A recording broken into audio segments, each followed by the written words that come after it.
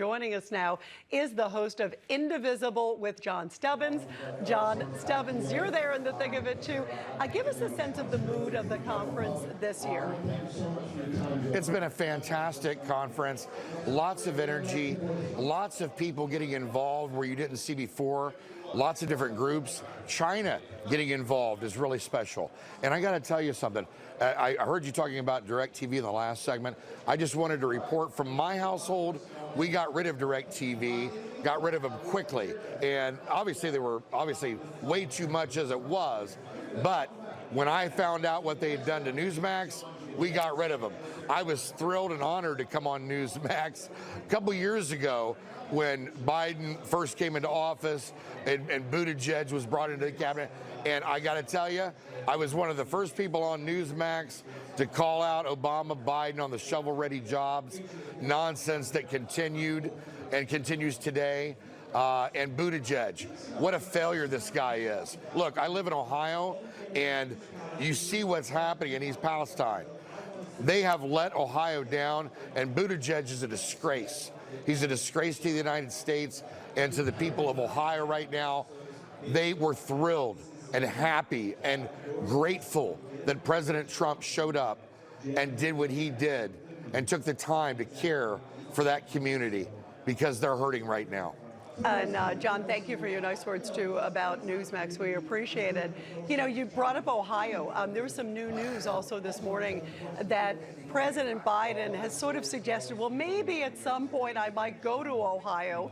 He hasn't said when or how, or it seems like it's this sort of murky leadership.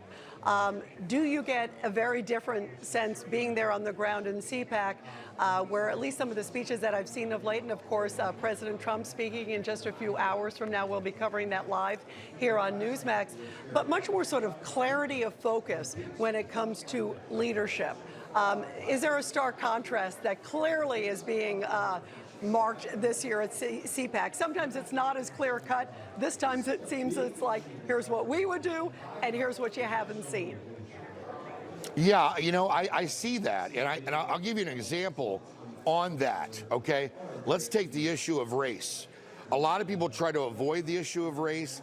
I'm of the opinion, and many others that I've talked with, it's time to address that out in front, number one. And I've talked to a lot of people here at CPAC about that particular issue, and they agree with me. For some reason, the Conservative Party, the Republican Party, they continue to try to not run from the issue, but they don't want to get into it. And I say, let's get into it. Because if you deal with that issue, then you can move on to everything else that's important about this country and unify the country. You can't move to second base unless you get first base dealt with. And the race issue is divide and conquer, and it's really hurting us. We've got to address that before we can really spread our wings and fly as a country. And I got to tell you, the best way to do that is to come out and deal with the real history. Let's talk about Jim Crow. Again, I talked about this 3 years ago, right here on Newsmax. Jim Crow, they always invoke Jim Crow. Well, and also, by the way, John, you know, most importantly, your point about unifying the country, whether it's Republican, Democrat, whatever, you're right. We all have to come together and work together and do what's best for America and be red, white, and blue. That is the bottom line. John, thank you. We got to go, but we're so glad that you're with us. Thank you for being with us. Thank you. God bless you. Thank you. God bless you, too. And